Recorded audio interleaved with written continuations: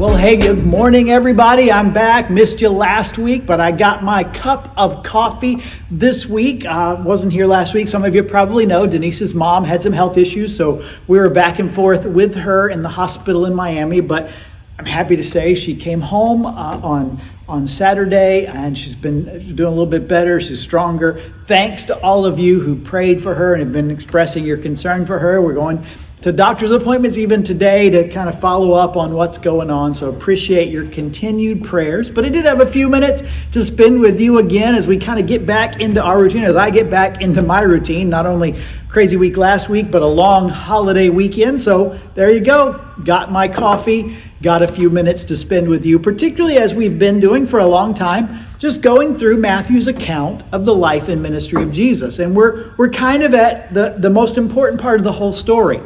And that is pushing toward Jesus' death and resurrection. And where we find him today, Matthew 27, is his trial is continuing. Now, part of the dynamic is, while he was before the religious authorities, they are the ones who arrest him, who convinced Judas to betray him, who brought him in, and as we talked about a few weeks ago, questioned him and found him guilty of blasphemy. They don't have the authority to execute him, so they need to go to Rome, particularly in what we see today, to a guy by the name of Pilate, to get a verdict for his execution. And by the way, the undercurrent of all of this is the fact that Israel resents Roman occupation. Israel's history is full of times where they have been conquered or enslaved or taken off. The whole of their beginning story, which is the Exodus, and then several times in their history through various times. So they resent the Roman occupation. They resent Rome's authority. And I think that's an undercurrent to this entire story, because what we have is Jesus taken to trial before Pilate to try to get Pilate to execute him for this.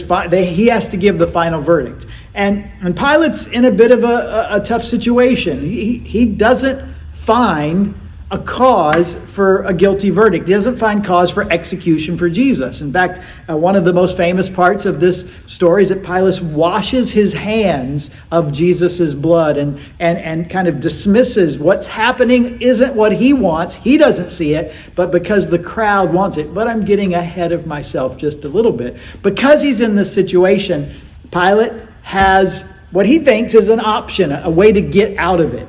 This is, as we've said before, this period of time, this time of year for Israel is the Passover, which is fraught with meaning, particularly around liberation from oppression, because it celebrates God's miraculous delivery of Israel from Egypt in the very beginning of kind of the story of the Exodus. And so this is the undercurrent that they're dealing with another oppressive power, Rome. And so Pilate, because it's the time of this festival, apparently there's a tradition that he would release one prisoner to them, probably as a way to kind of quell the tensions and to give goodwill at a time when the people are remembering God's delivering them from foreign oppression. And so Pilate chooses one of the most notorious villains or criminals he can find, a guy by the name of Barabbas, who has committed murder and has committed insurrection, probably in service to Israel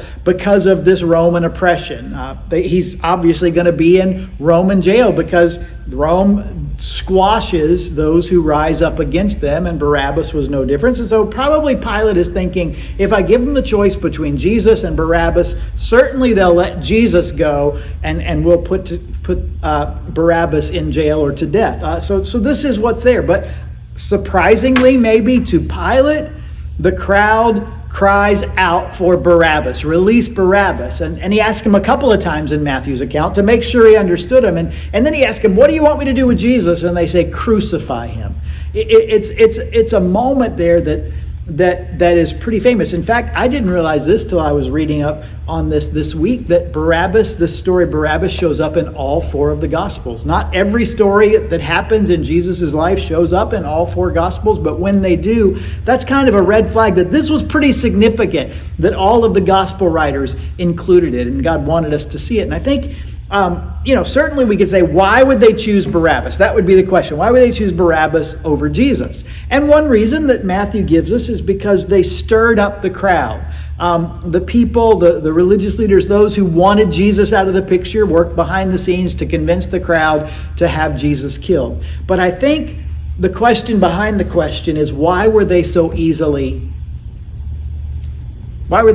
swayed? Why were they so quick to demand Barabbas? And I think what I have to come to terms with, and maybe we all do, is that sometimes we all want Barabbas over Jesus.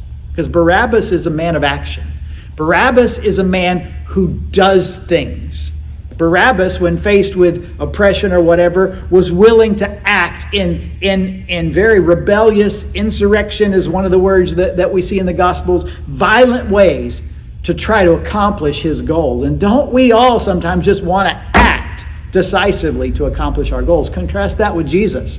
I mean, it's not so long ago we were talking about one of Jesus's followers, when he was being arrested, was ready to fight for Jesus and sliced off the ear of a servant. And what does Jesus do? He rebukes him and he heals the ear. Jesus' way is not this violent uprising. He's not going to do whatever it takes, it seems like, to get his way. Jesus, even in the trial, first before the religious leaders and now before Pilate, is remarkably quiet.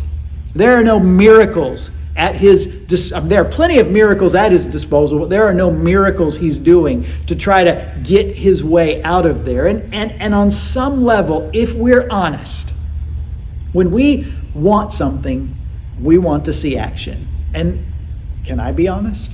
Sometimes when I've wanted God to act, when I've asked God, when I've prayed to God, when I've said, Jesus, please help me, I feel like nothing happened.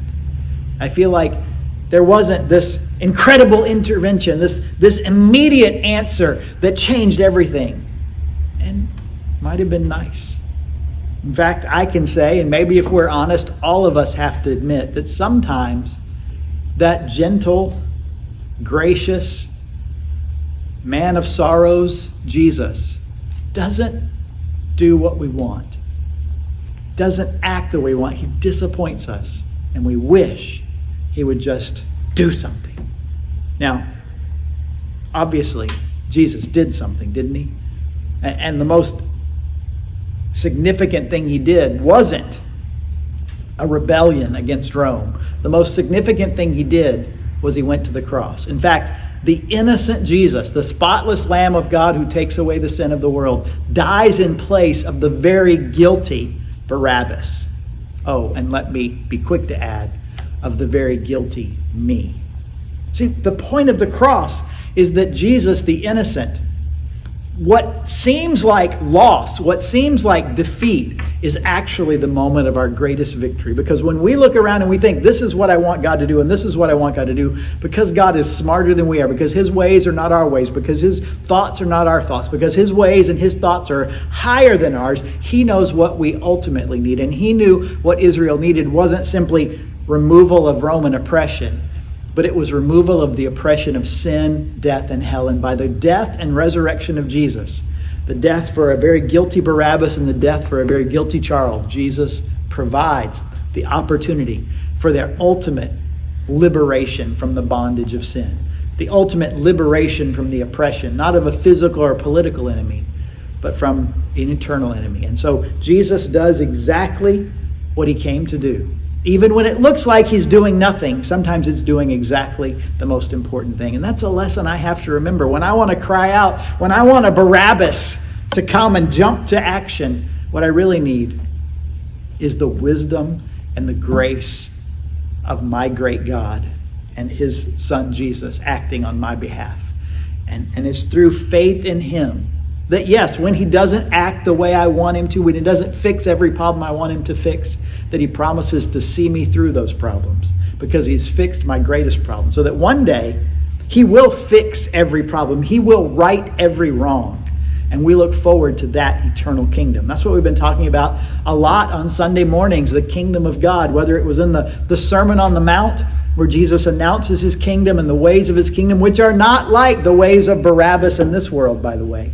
Or whether we're in Matthew 23, 24, and 25, now getting into the Olivet Discourse in 24 and 25, some of these kind of cataclysmic events that he mentions, how he brings about his kingdom. Not always what we expect, but always exactly what we need. So thanks for joining me for these few minutes again to talk about the goodness and the greatness of our good God. And I'd love to have you join us. Certainly every week we get together and have a few sips of coffee and learn together, but also on Sundays as we go through more of the Gospel of Matthew. We'll be here 9 a.m. Love to have you join us. I'm going to leave you with that. I'm going to get back to what is another busy week, but a short week.